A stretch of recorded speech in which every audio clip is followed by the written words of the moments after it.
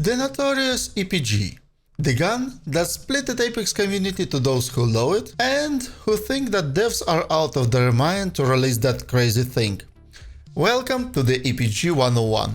Today I'm gonna debunk some myths about EPG, so after watching that video you'll be more confidently playing against that weapon and getting more wins which you deserve. Myth number 1. It's impossible to play against that crazy weapon. If you are Season 0 player, then you remember that once you hear that airdrop mastiff, then you totally change your behavior on a battlefield. Otherwise, you'll get blown away by 160 damage headshot and that's it. Here is the same. The projectile on that thing is really slow, and unless it's a tribe ascent veteran or Pharah main like me, it's gonna be super hard for him to read your movement and lead the shots at big distances. This gun is all about a pure prediction of where your target is gonna be in a half a second and shoot there.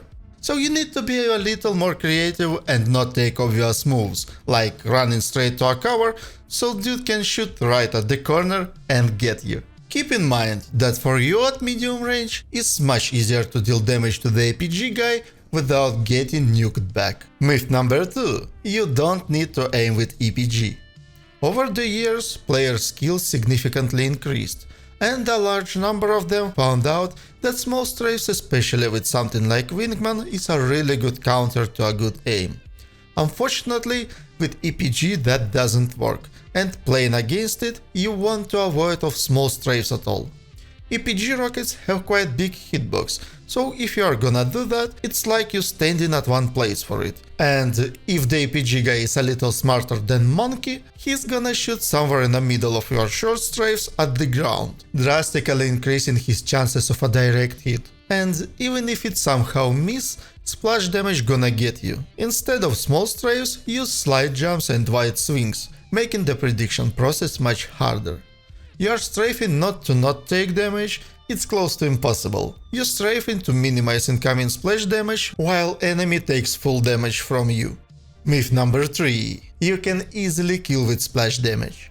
Talking about splash damage, it's actually not that scary as you might think. It hits from 55 to 60 damage if rocket lands 2 meters away from you. So in order to take you out with red armor, he needs to waste a whole clip, and that approximately 3.7 seconds. And it's not even guaranteed that it's gonna be enough.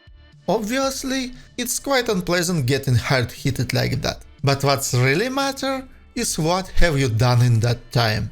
Some really skilled players easily gunned me down while I was trying to knock them with splash damage in 4 shots. The real thing that you need to avoid is a direct hit. This shit hits like a truck on steroids. 2 direct hits gonna send you straight to the oblivion. But there is a good news, with red armor it requires 3 hits to kill you, and that changes a lot in terms of TTK, giving you a really good chances to win 1v1 against that beast. So the first rule to play against EPG is always top up your health.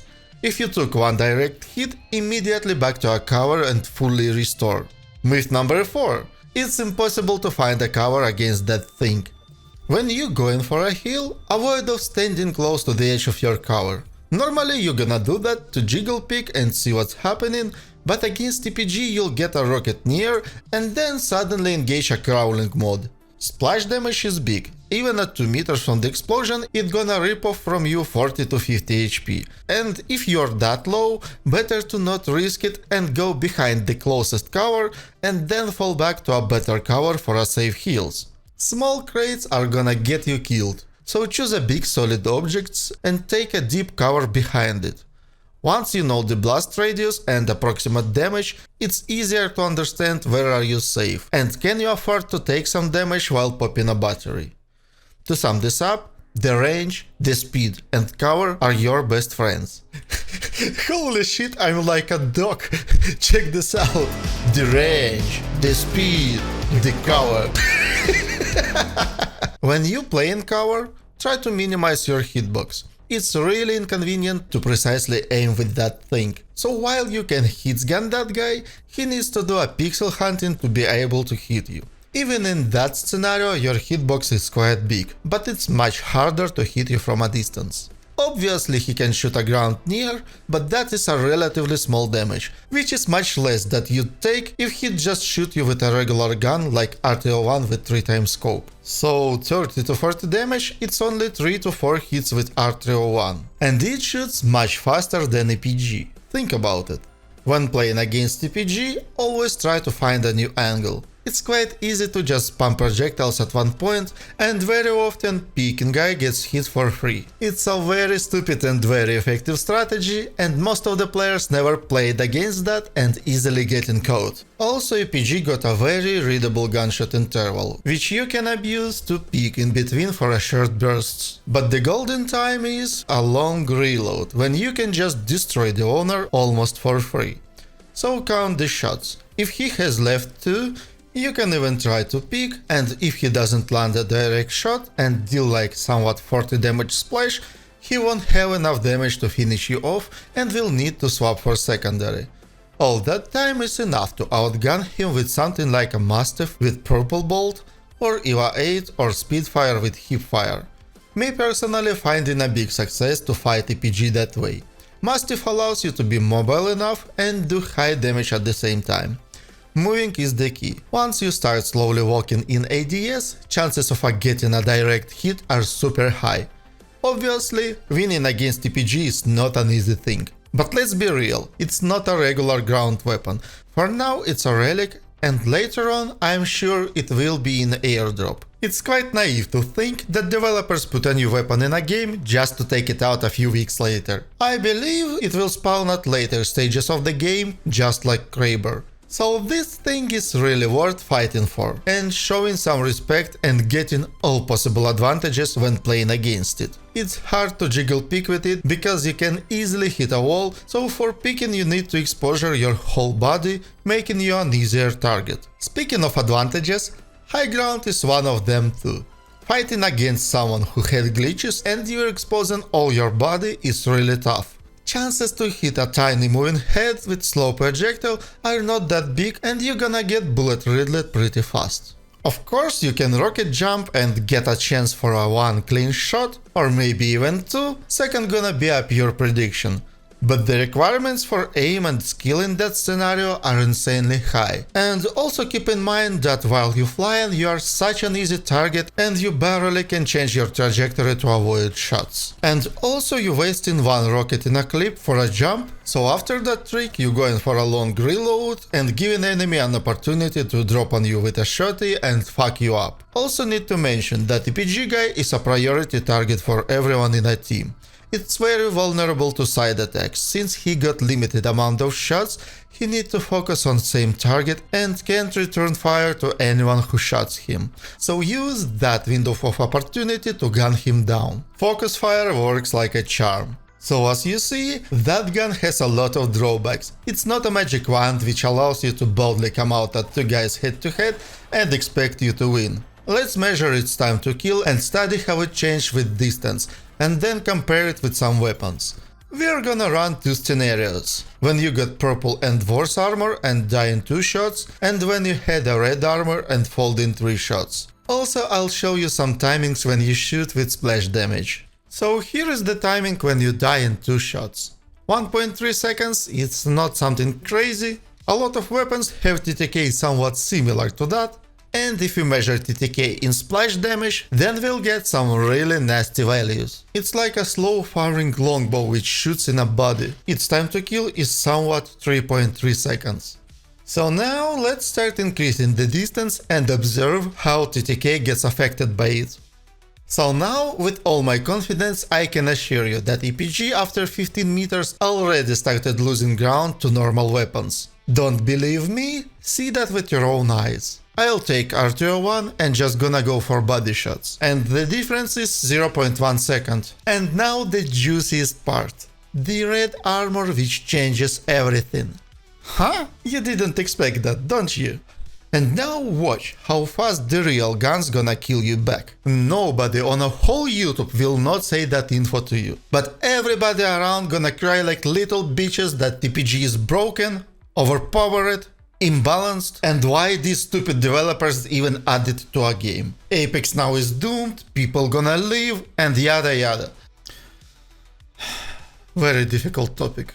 So what about splash damage? You need to waste a whole clip to kill someone in purple and better armor. So you wanna tell me that if you have a weapon that kills less than in 2 seconds, you still can't outgun this EPG, which has twice as bigger time to kill. I think that's the skill issue right there. So the point that I'm trying to make is that EPG is not as scary as people tend to think. So guys, I was happy to share that rare knowledge with you, and I think I deserve a big ass thumbs up under that video. So now when we break down the cons, let's get to the flaws of the EPG. Because of its insanely high damage, it's insanely strong up close. At shotgun distance it's really hard to miss with it, and if you master leading shots, the only thing that you're gonna fear is a relic master which can get you into pumps and a focus fire. Also you can use EPG as a movement enhancer.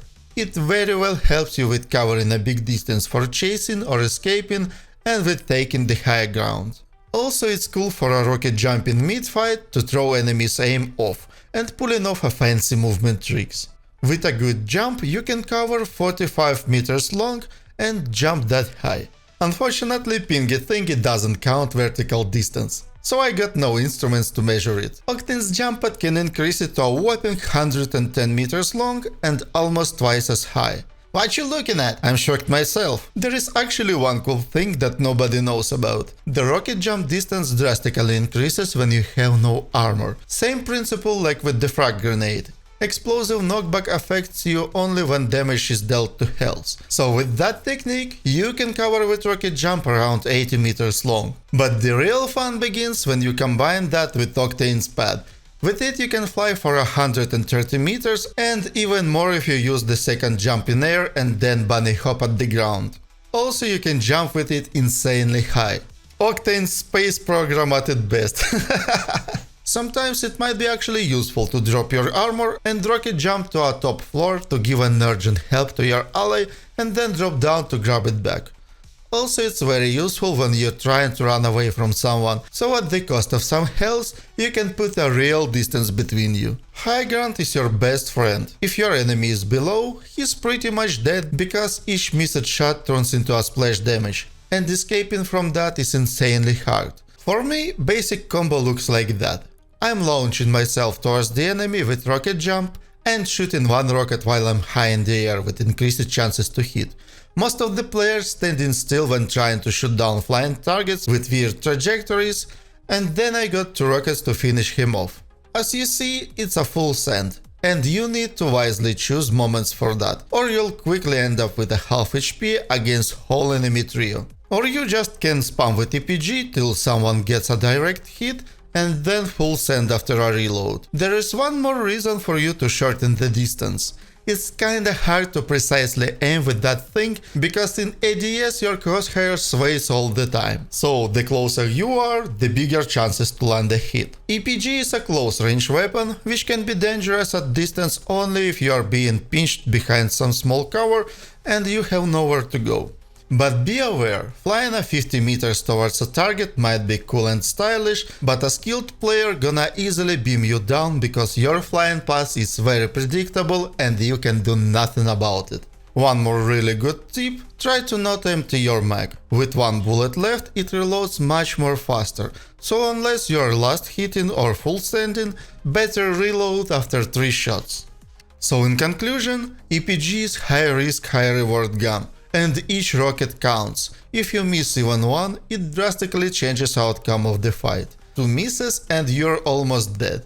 Never ever fight EPG in close quarters. They're almost impossible to not get hit when there is so many walls around you. And even if you are around the corner, splash damage from a ground will fuck you up. Especially if there is not much space to play around and you stacked with your teammates and all of you take splash damage from rockets. So what do you think? Did I change your mind about that weapon? Or you still gonna hate it? Drop your thoughts in the comments down below, I gladly gonna read all of them. And next time we see, I'll have something interesting for you. So subscribe if you don't wanna miss it. And one more thing, YouTube thinks that this video gonna be interesting for you.